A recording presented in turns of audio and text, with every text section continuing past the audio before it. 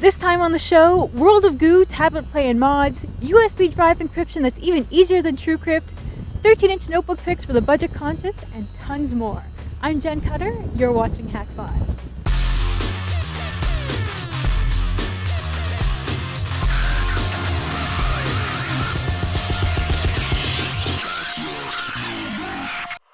This episode of Hak5 is brought to you by the national fight against drunk driving. Over the limit, under arrest. Because who wants to spend the holidays in jail?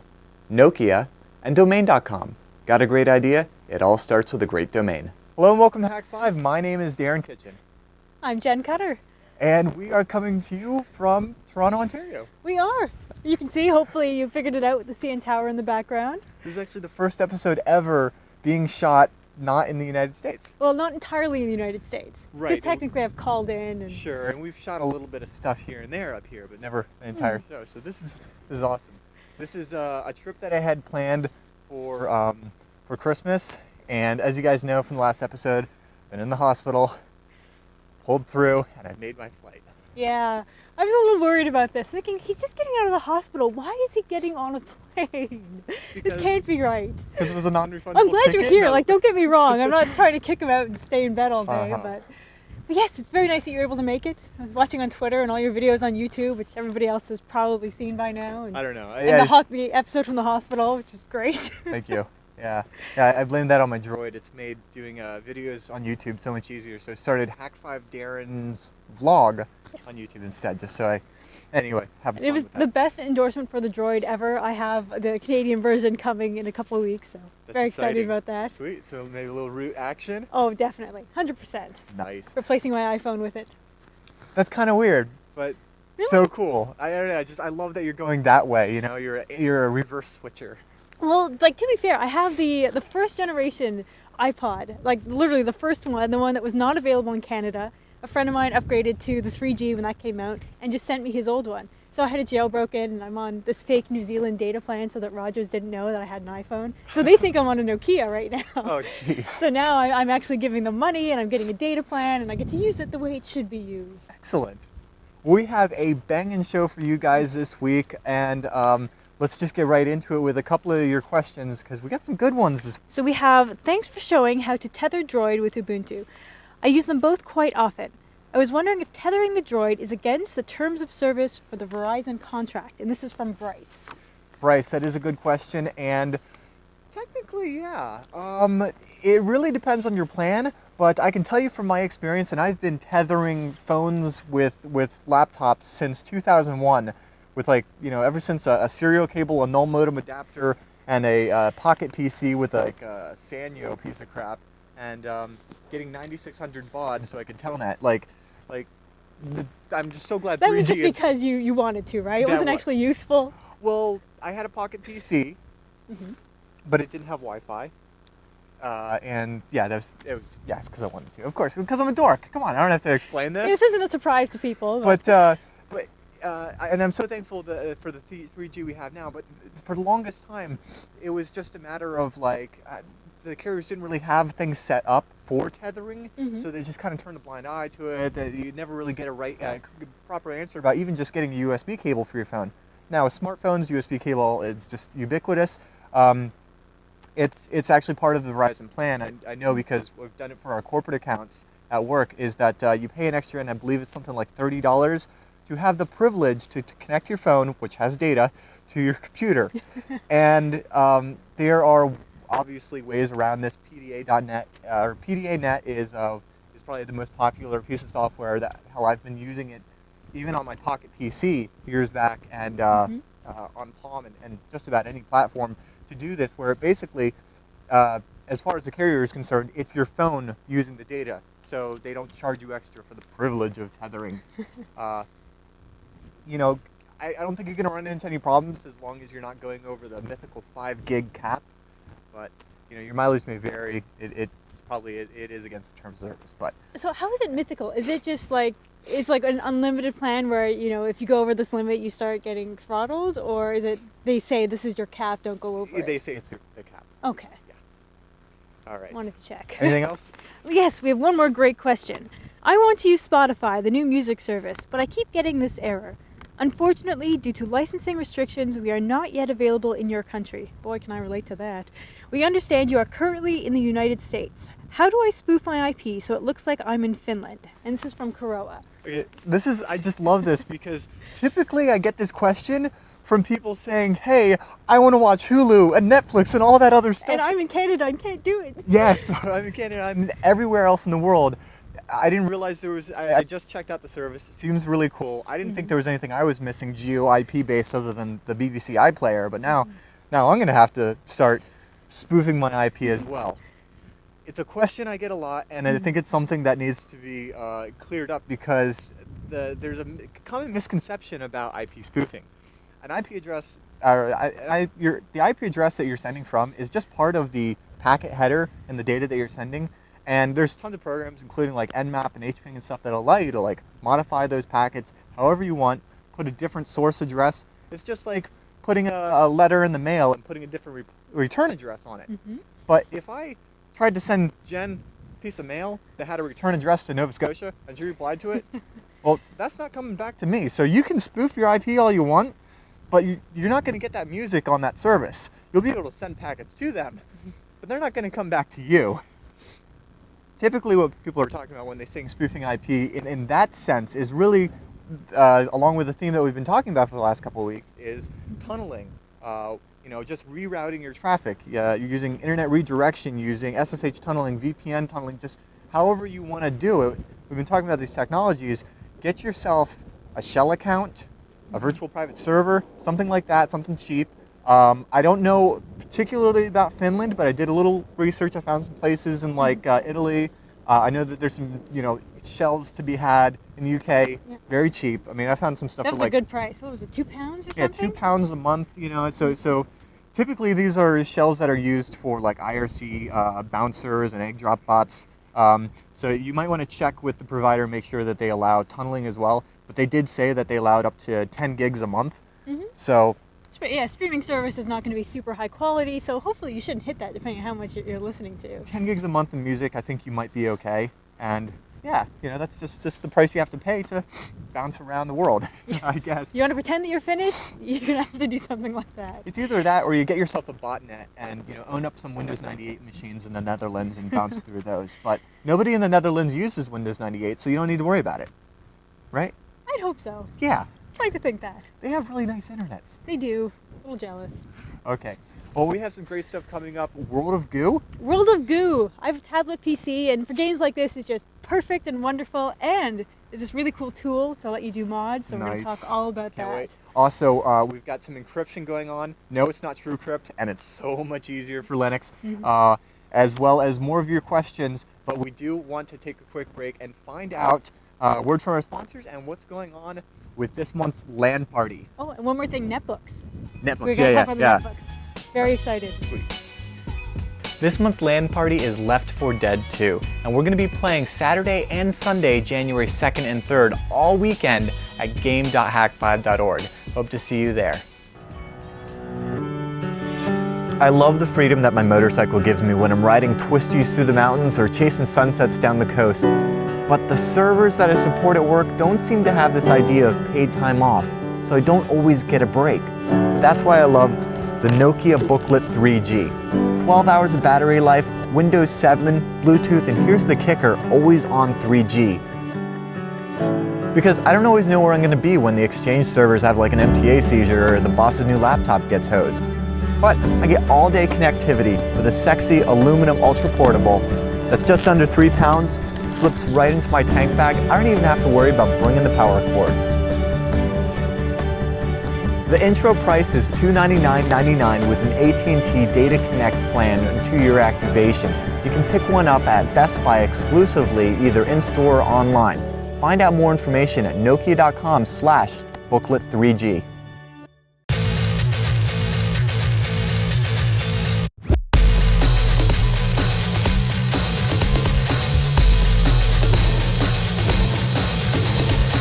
Jen, this game is absolutely phenomenal. I'm glad that you finally got into it, and I know you're going to be absolutely hooked as soon as, oh my dude. World of Goo. If you guys haven't downloaded it, download it. And well, Steam, the only reason I got this is one, he wouldn't shut up about it, so I really had to break down and get it. And two, Steam is having this totally sick sale. It goes on to January 3rd, and every 36 hours they're rotating what's on massive discount.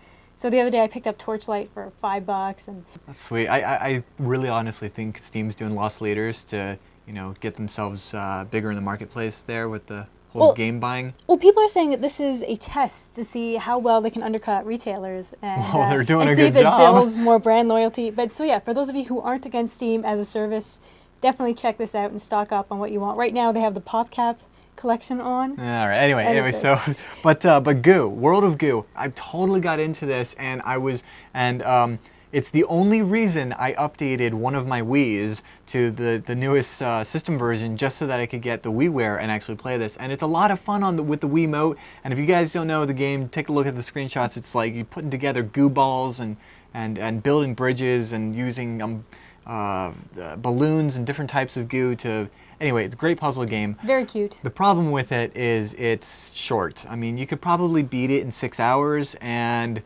afterwards, you know, unless you're OCD and want to go through and get the achievements on every single level, there's not a whole lot of replay other than just playing.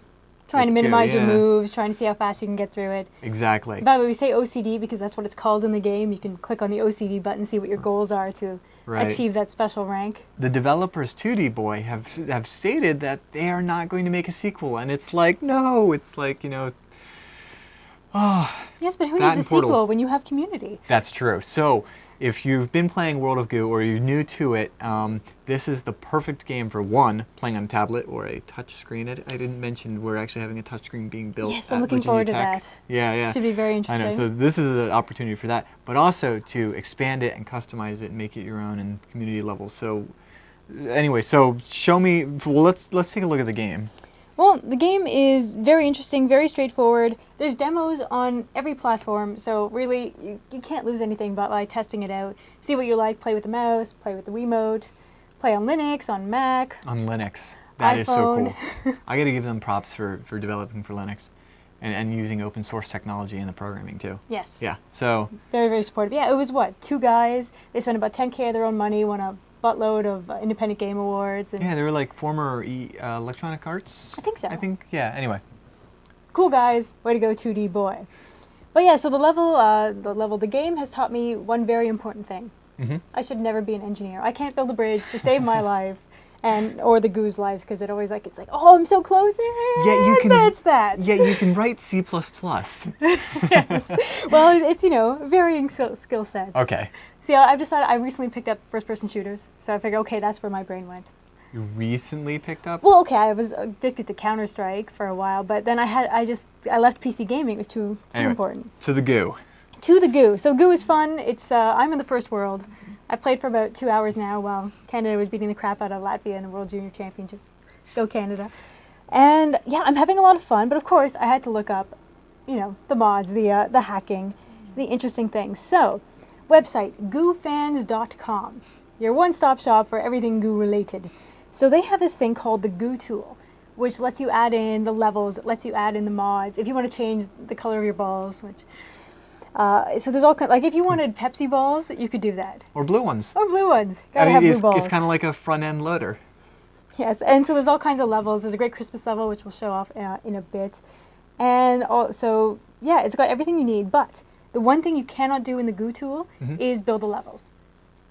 But that's what I want to do. I want a Hak5 level community. Ooh, post on the forums. Anyway, yeah, that'd be cool. In the show notes, we'll link to all kinds of tutorials and stuff to walk you through it. So what you need after that is the WOG editor, the World of Goo editor. And this is where you build your levels. So you get that from Goo Tools as well? You get that from Goo Tools as well. Like I said, your one-stop shop. Goo World? What's it called? GooFans. GooFans. Yeah, all right. Oh, you can Google any of this. All right, so let's take a look at the WOG. So this is the WOG editor. Yes, nice and straightforward. You've got everything you need here. So what we're going to do is we're not going to build the level right now. We don't have that kind of time. So we are going to edit one of the existing levels. All you have to do is point it to where all your files are, and you can just edit whatever you like. Ooh, well, go for the first world, Fitzy. Yeah, we gotta go. We gotta go. Fitzy reaches out here because hey, it's cute, and we've got. There's Fitzy. That's my boy. And so as you can see, these are the elements in abstract. So you see, okay, this is solid over here, this is solid, and here's where your goo balls start. So you can move things around, create it. You can see all of the resources here, change what you want, and then it's very quick. Like you can always just make your edits, save, and jump into it right away to play and test. Nice. Very nice. All from within the editor. All from within the editor. It will launch the game for you. So let's say we built a level, and I'm, again, having not built a level, I decided to download the Christmas level from goofans.com, which I thought was very, very cute. It was called Jingle Balls. Sweet. Christmas is cute. It's got great art, which really does count sometimes. Yeah. So how do we load it? Well, now we're in the world of Goo tool. So now we can take a look at everything here. It's got, you can see all the levels I have downloaded, and you can see my very pathetic tower to the site. I have 37 things from which to build with. You see the mods and levels over here. And so you can install new add-ins straight from here, check for updates, which I haven't had to do yet. And for the options, you can create for widescreen, set your resolution. When you're ready to go, you hit save and launch World of Goo. It builds everything for you, jumps straight into the game. Now I'm in World 1, so all of these custom levels that I've picked up, I'll just see in the top left-hand corner of World 1. All right, so World 1 like we're used to. World 1 we're used to. It's the only level I've OCD'd so far. The Hello World equivalent. And so here are the custom levels that I have downloaded. Nice. Very easy to find, doesn't interfere with anything else, which is great. That's so cool how it just kind of like injects it right into the map. I mean, Oh, that's these the guys are beauty good. of, a game built on open standards and stuff like that is, you can just use tiny XML to like, bloop, right in there. Oh, well, that's just adorable. It's so cute. It's a great, great level. So of course you have your signs, you have the goo that you can wake up. Oh, is a sign painter? You can edit your own sign painters in the level? Create your own signs, Nice. all kinds of awesome stuff. You just apply your own art, use the existing resources in the game, put your own custom backgrounds, put your own music. So if you could want. like import, resources, JPEGs of whatever you wanted. You could have a level where you had to build a gigantic tower over Paul the camera guy. That would be something to see. Now, this is for a lot of different platforms, the game. What about the editor, and what can I play these edited levels on? Well, let's see. We've got PC for sure, Mac for sure, Linux for sure, and you can actually do it on the iPhone. So you can edit levels on the iPhone? No. Okay. You have to have it on your computer for sure to start with, and then with your iPhone, which will have to be jailbroken, which I'm sure anybody watching this probably has a jailbroken iPhone. And then you'll need to SSH and to your own computer an SFTP, and you can transfer the levels that way and play that way on your iPhone. Nice. Which is kind of hard. You better be a really devoted World of Goo fan at that point. It's a good game. Get devoted. It is a good game. Yeah. But of course, WiiWare locked down. There are no updates to the WiiWare. It's just that's what you got. But the WiiWare has the co-op, so. Yes, Trade which off. is fun. All right, sweet. So is there anything else that we need to know to get started with this, or do you just go over to grab the Goo editor and have at it? Oh yeah, goofans.com. Everything you need. Installation is a breeze. It's one click to install the Goo mods. If you don't want to mess with your own creations, just download everything there. It's all organized by rating, whether you want to just change music, change sound effects. I haven't downloaded this, but there is a Goo mod that changes the vocals of the Goo to something a little more profane. Oh. Which would match how I feel when playing it. So that's probably something I'll be testing out later on. Nice. Not quite for this show, but on your own time, figure it out. Anyway, thank you so much, Jen. Where can people find the show notes and more about the stuff that you do? Because you're always doing this stuff. All right, well, I recently moved my blog to openalpha.tv/blog. You can also just go openalpha.tv and find things that way. Nice. My own videos, my own show notes, and of course, all of this information also on Hak5. Great. You ready to get into some trivia? Let's do it. Okay. Now, last week's trivia question was, Philip K. Dick's novel, Do Androids Dream of Electric Sheep, served as a loose plot basis for what 1980s science fiction film starring Harrison Ford? Now, that was answered correctly by Hacker31, who writes, Blade Runner! And he'll be receiving a copy of Ashley Schwarto's awesome DVD, Hackers Are People Too. Check it out. Great, great DVD.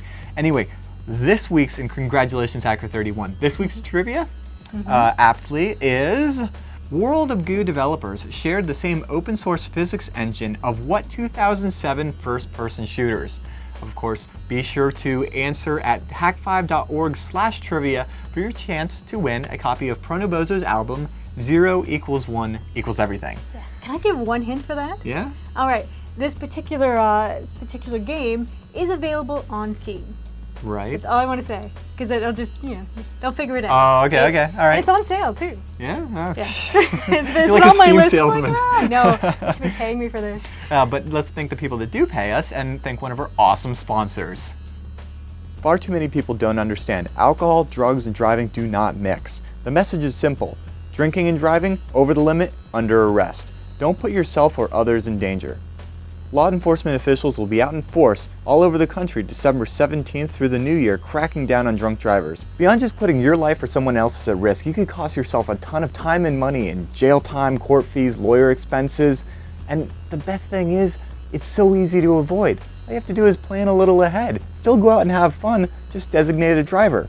I know I'm going to be going to a Toronto Hak5 meetup, enjoying a lot of Canadian beers, but I'm going to be taking the bus or the subway home.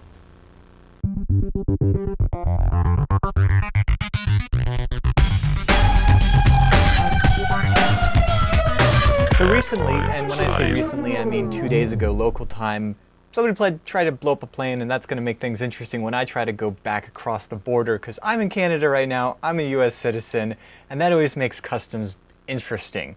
And of course, you guys know I am a Linux user now, and I'm very happy with Ubuntu, also having a lot of fun with Mint as well, for what that's worth. But I thought we would talk about encryption of things like USB drives, kind of an important thing to keep in mind when you're crossing borders. Maybe you got some stuff that you don't necessarily want, the feds poking around in on.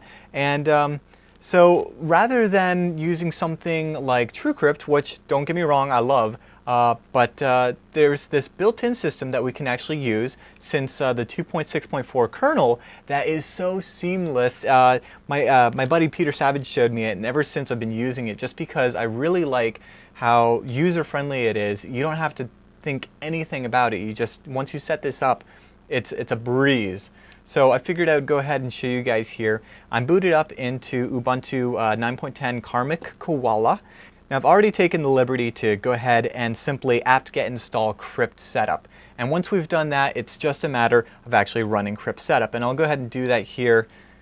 And you can see we've got the regular arguments, and we could really do this in the command line. But honestly, I want to show how user-friendly and easy it is. So let's just head over and do it in the GUI, right? So over in System, under Administration, we're going to pull up the disk utility.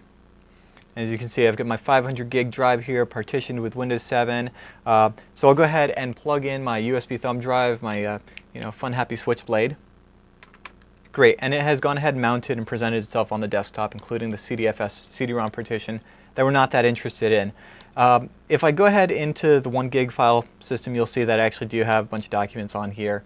And what I need to do, and this is something that you need to keep in mind to set this up, once you've gone ahead and installed crypt setup, is you will need to format whatever drive you are about to use. So I'm going to lose whatever data is on here. Thankfully, it's nothing important. So just back up if you need to.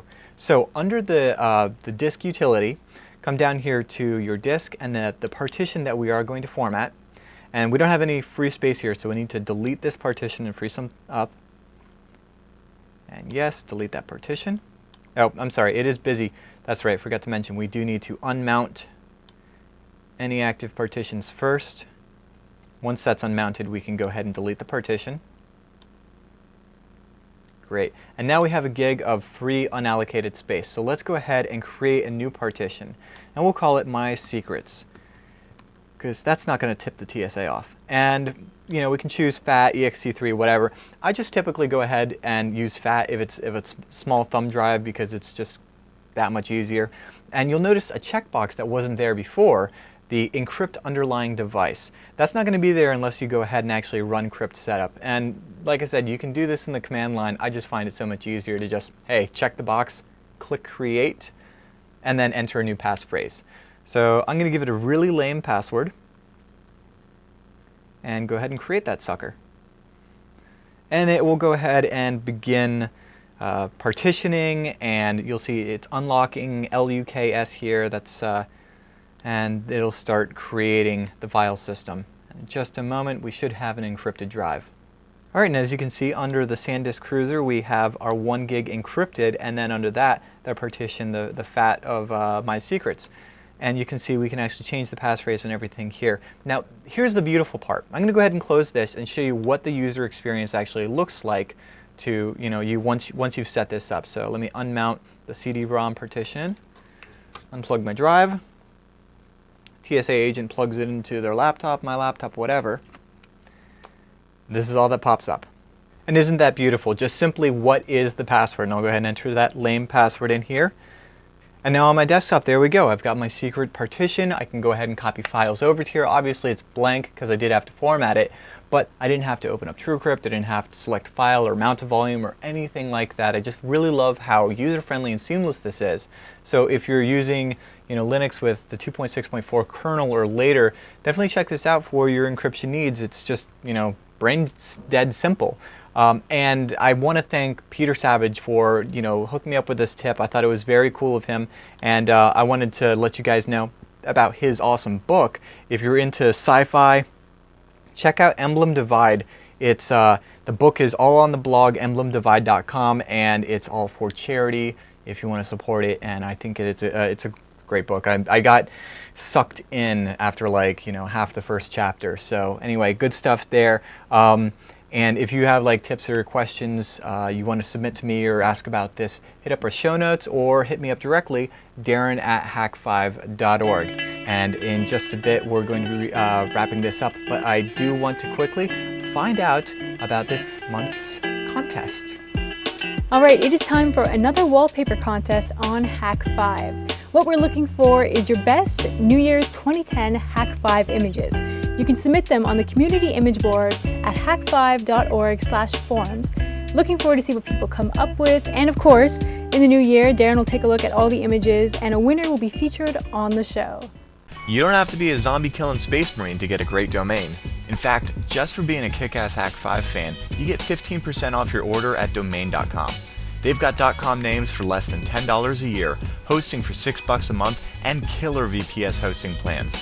Remember those SSH tunneling tricks we did last week? Yeah, that's the power of root access, baby. And with domain.com's virtual private servers, you get just that. A hardcore server with your very own shell to bash, dedicated resources, and cPanel or Plesk web management tools to get your Linux or Windows server on without the hassle. So whether you're a pixel-shaded demon slayer looking to make your message stand out, or a network guru looking for some serious cloud action, check out domain.com. And they're not looking to push you with upsells you don't need. In fact, they want to hear feedback from you. Yes, you, the packet-loving Hak5 fan. So tweet them your thoughts at domain.com and save 15% on your next order when you check out with coupon code HAK5. Got a great idea? It all starts with a great domain. Domain.com.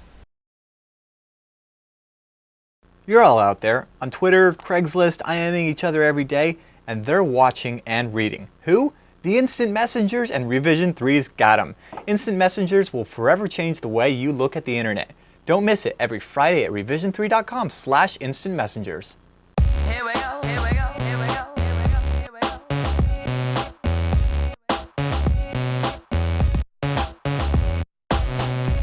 All right, so viewer Chris wrote into the show with a question that I like very much. I'm not quite ready to buy one of these, but I got my eye on them because they're so cute. But here we go. He's looking for a laptop that is lightweight, long battery life, 13.3-inch screen with Win 7, and a budget of $1,000. What can you do for us? Totally do. Okay. You guys know that I am the netbook boy, whether it's the original EPC, the Acer Aspire 1, the Nokia Booklet 3G that I would be using right now if Shannon didn't take it to Missouri. Which is unfortunate. I really wanted to see that. It was Which just is awesome. super unfortunate because here I am on a Verizon phone where I just did a segment on tethering. I can tether it to my laptop, but I can't use the data plan because Rogers is going to charge me like $1,000 a kilobyte Canadian. You're cheap. Your flight would have been cheaper than Yes. tethering. So I was like, yeah, I'm just going to look this up. No, don't look it Yeah. up. It's okay. I'll use my laptop. It's fine. Yeah. But anyway, I actually just recently had the same exact problem. I needed something that I could edit on, and that was pretty much the only requirement. You know, I love small machines, and I even think like 12-inch or bigger is too big. But I did find a 13.3 that I absolutely love, and did a bunch of research that I'll go ahead and hook you up with because there's some really cool new chips coming out that I think deserve some attention. The consumer ultra low voltage chips coming out of Intel right now that are kind of a cross between your typical Core 2 Duos and your like Intel Atoms. So with a netbook, you're going to get like an Intel Atom that's running like 1.3 gigahertz ish and 2.5 watts with like half a meg of L2 cache, and they're really weak, but fine for a netbook. But if you're looking for a real machine to actually get some real work done, I'm going to say that these chips are totally worth taking a look at. They're around 10 watts instead of like your 25 to 30 watts on a regular dual core chip. The one that I'm using right now is an SU7300. The two lines you want to look at are the SU7000 and 9000 series, and you can totally find them for less than $1,000. In fact, I just picked up the Asus, I want to say UL30A X5. There's a whole bunch of them, but the X5, and this guy is great. A little 500 gig so hard drive, light, 13 ridiculous. Inch, yeah, it's about 3 pounds. So it's for me, it feels like it's still within that netbook category, but it's just bigger, and it's got a real processor and 4 gigs of RAM. And I can actually say honestly, if you're watching this episode, you know the power of this machine because this episode is being edited on this machine tonight. So we're full HD video, running Premiere, run Photoshop, or whatever you want. Right. So I am actually able to run Premiere, and well, the reason being, right? I particularly wanted like a Core i7 or something because I was like, whoa, I need to edit HD on the go. I'm going to be in Canada. There's going to be situations where I'm going to need to edit, not just on my quad core at home. So I was looking at Core i7 laptops, which you can do for $1,000, but you're going to sacrifice that battery life like crazy. And you're not going to easily find a 13-inch. I think 13-inch is really the sweet spot because you get the same resolution on a 13 that you would get on a 15. So come on. But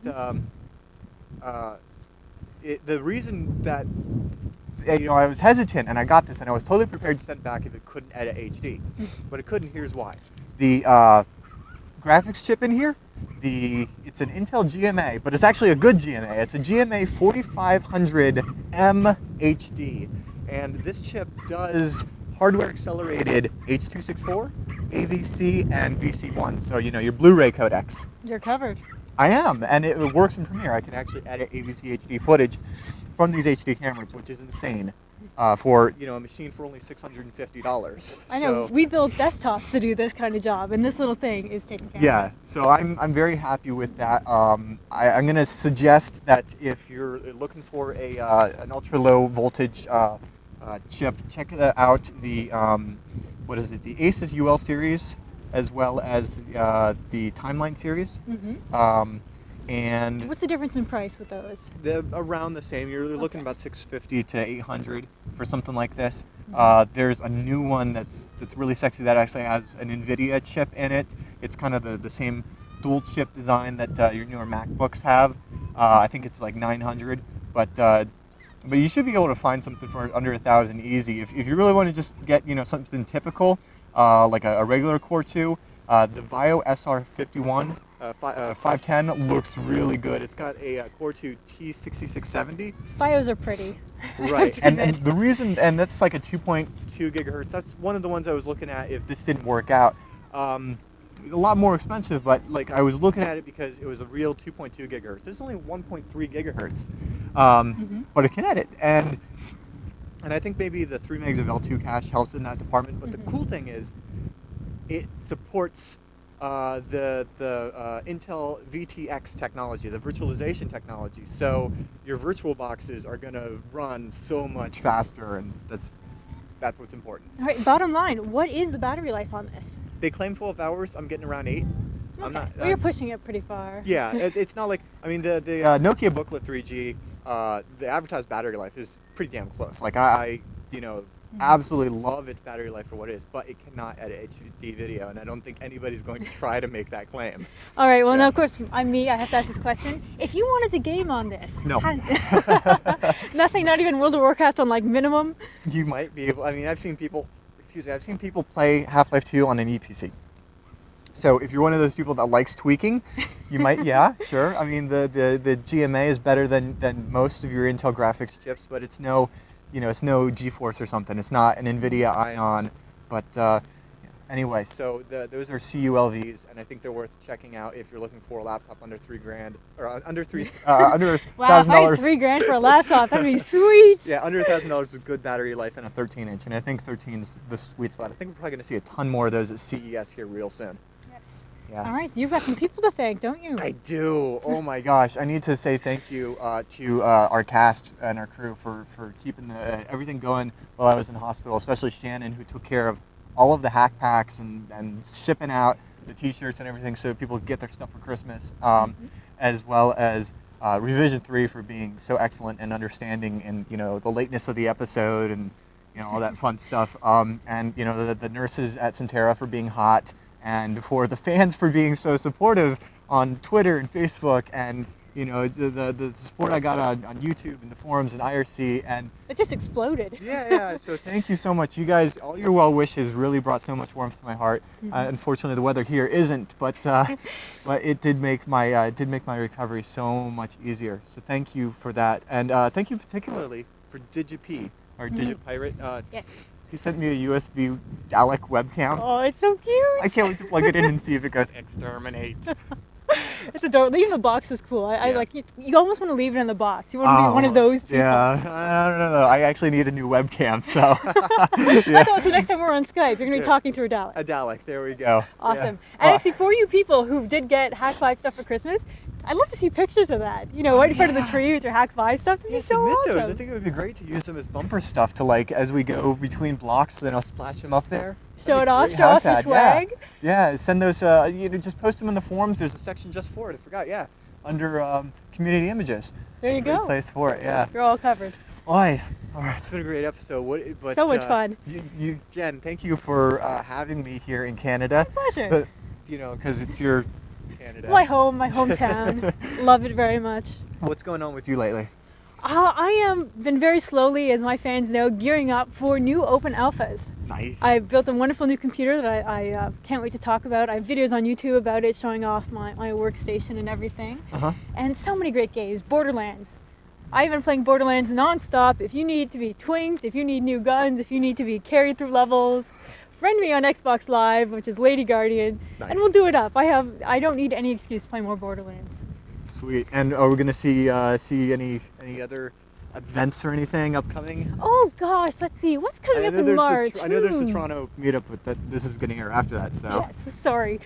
But yeah, we're going to Boston, aren't we? Won't that be fun?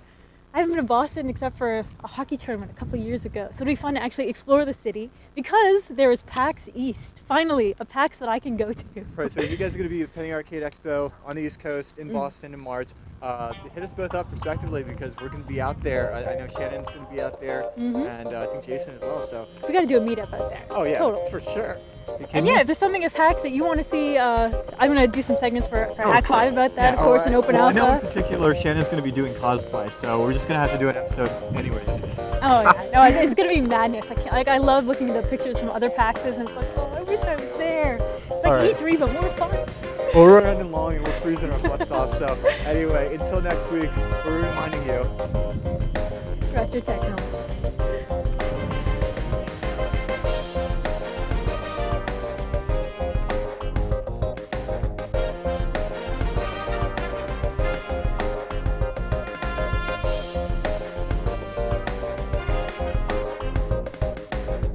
Oh man, let's go inside. It's cold. My God, it is cold. We had to get outside. There's no snow. I'm so disappointed. There was flurries earlier, but they're like little microscopic specks, so you have to be looking for them. He's happy it's not snowing. Not one snow. He landed here like, yay, it's raining. No, not my nice snow. Hey, it's Command N. Oh, I wonder if I've shot here before. It's a pretty common spot. I actually think I have seen an episode of Command N shot So they're going to here. think we're totally copying it. No. Right? Well, we are. That just about wraps up this episode of Hak5. But before we get going, we've got a ton of awesome stuff to bore you with. So forget that. Let's try it again.